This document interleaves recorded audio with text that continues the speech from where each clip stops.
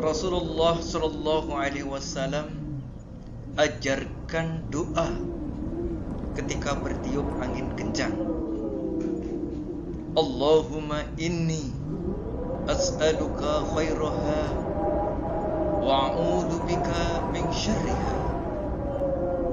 Ya Allah, sesungguhnya aku mohon kepadamu kebaikan angin ini, dan aku berlindung kepadamu dari kejahatan.